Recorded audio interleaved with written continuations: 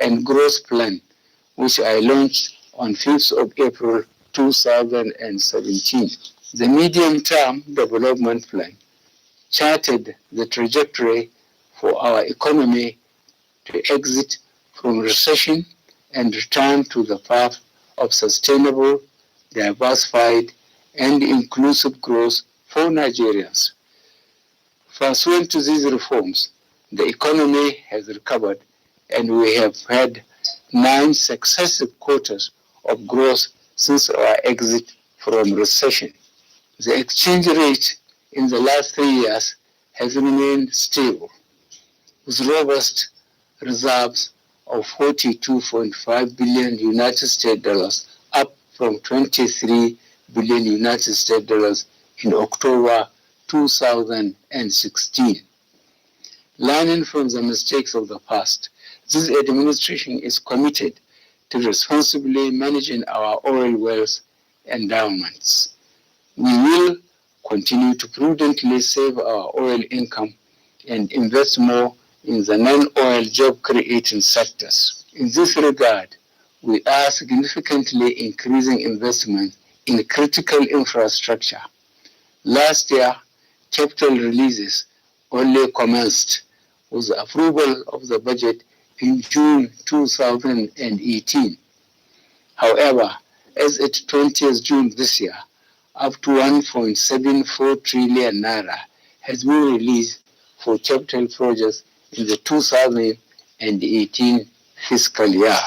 Implementation of the 2019 capital budget, which was only approved in June 2019, will be accelerated to ensure that critical priority projects are completed or substantially addressed. The Ministry of Finance, Budget and National Planning has been directed to release 600 billion naira for capital expenditure in the next 3 months. To maximize impact, we shall continue to increasingly welcome and encourage private capital for infrastructural development through public-private partnership.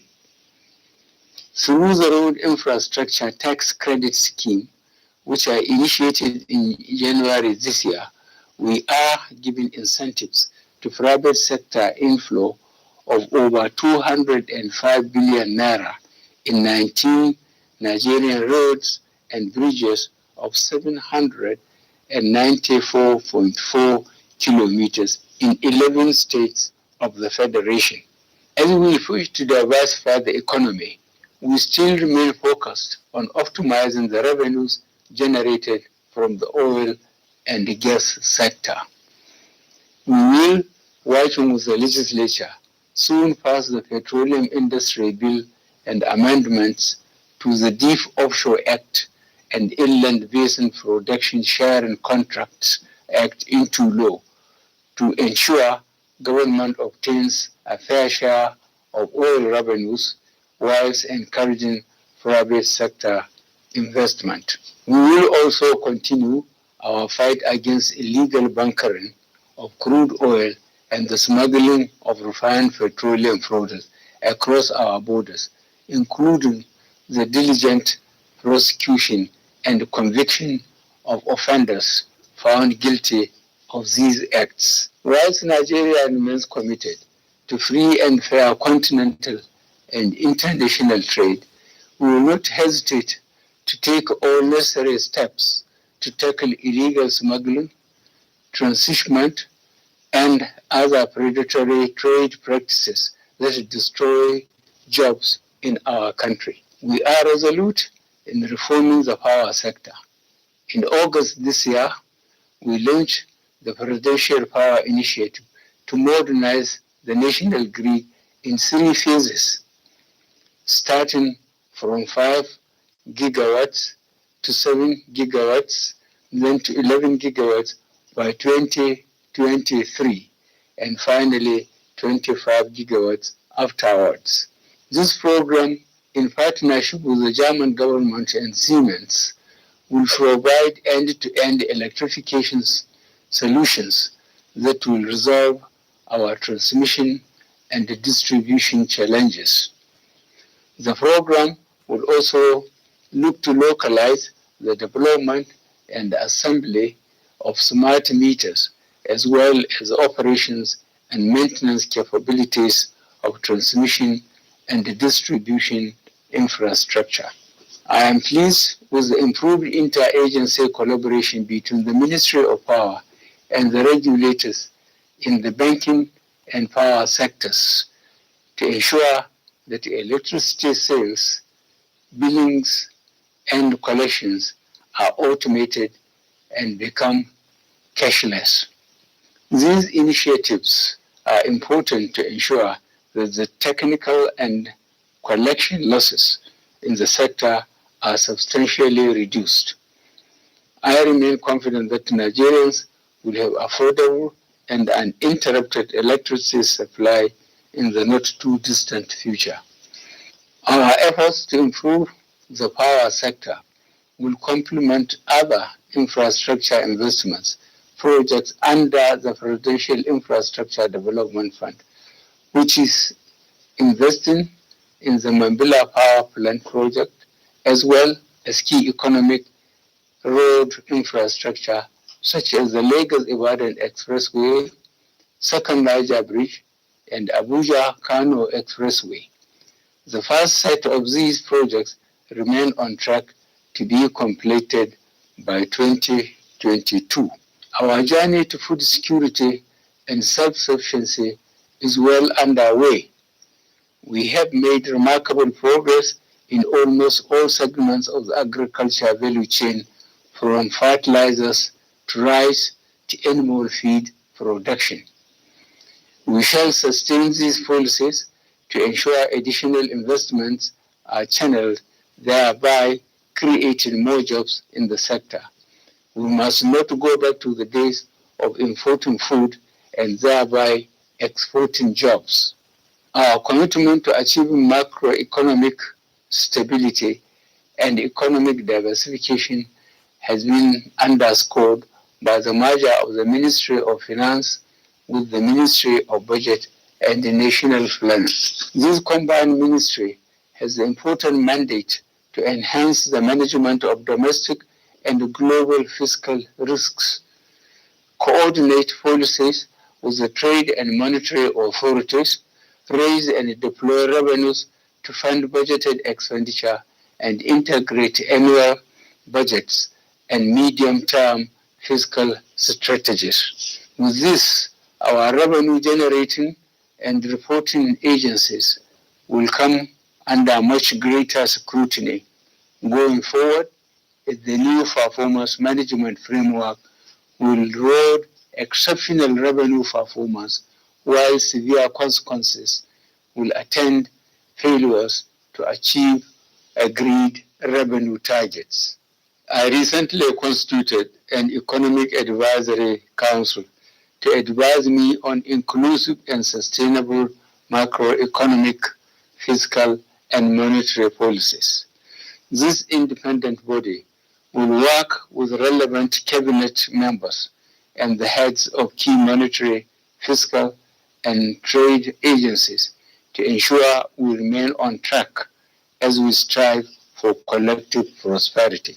However, we are also committed to ensure that the inconvenience associated with any painful policy adjustments is moderated, such that the poor and the vulnerable who are most at risk do not bear the brunt. Our ongoing 500 billion naira sufficient intervention program continues to target these vulnerable groups through the homegrown school feeding program, government economic empowerment program, Empower Job Creation Program, loans for traders and artisans, conditional cash transfers to the poorest families, and social housing scheme. To institutionalize these impactful programs, we created the Ministry for Humanitarian Affairs, Disaster Management, and Social Development, which shall consolidate and build on our achievements to date. To the beneficiaries of these programs, I want to reassure you that our commitment to social inclusion will only increase. Our population growth rate remains among the highest in the world, presenting both challenges as well as opportunities. It is our collective responsibility to ensure that we provide adequate resources to meet the basic needs of our teeming youth. Accordingly, we shall continue to invest in education, health, water and sanitation, as well as food security, to ensure that their basic needs are met while providing them with every opportunity to live peaceful, prosperous, and productive lives. On fighting corruption, our institutional reforms to enforce the Treasury's single account policy, introduce the whistleblowers initiative, expand the coverage of the integrated payroll personnel and information system, as well as the government integrated management information system, have saved billions of naira over the last 4 years and deterred the rampant theft and mismanagement of the public funds that have plagued our public service. The Ministry of Justice, the Independent Corrupt Practices Commission, and the Economic and Financial Crimes Commission will continue to address this menace. We are determined to ensure that transparency and good governance are institutionalized in public service. We must commit to installing a culture of good governance in all we do. This administration has fought against corruption by investigating and prosecuting those accused of embezzlement and the misuse of public resources. We have empowered teams of prosecutors, assembled detailed databases of evidence, traced the proceeds of crimes, and accelerated recovery of stolen funds. Furthermore, we partnered with our friends abroad to combat tax evasion, smuggling, terrorism, and illicit financial flows. In June 2018, I assented to the Mutual Assistance in Criminal Matters Act to provide a domestic legal framework for obtaining international assistance in criminal matters. This measure has already strengthened our law enforcement agencies in obtaining evidence, investigating suspects, and facilitating the recovery, forfeiture, and confiscation of property implicated as proceeds of crime. An example is the 300 million United States dollars recently identified as part of the Abacha money laundering case, working closely with the government of the United States of America. The Federal Ministry of Justice is working with the United States Department of Justice to conclude a memorandum of understanding to expedite the repatriation of these funds. The P&ID Arbitral Award has underscored the manner in which significant economic damage has been caused by the past activities of a few corrupt and unpatriotic Nigerians. The policies that we are putting in place today are to ensure such criminal and unpatriotic acts do not go without consequences. Our renewed partnership with the Ninth National Assembly will facilitate the swift passage of enabling laws that will institutionalize these anti-corruption efforts in our criminal justice system. In this connection, I call upon our states to intensify their own efforts to instill greater fiscal transparency and accountability, and to ensure greater fiscal efficiency and optimum use of our very scarce resources. The blight of corruption is fighting back.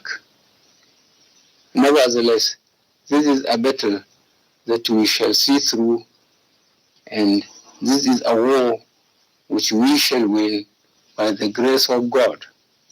I will also call upon all Nigerians from every walk of life to combat corruption at every turn by choosing to question and confront corrupt practices, by reporting unethical practices or through whistleblowing.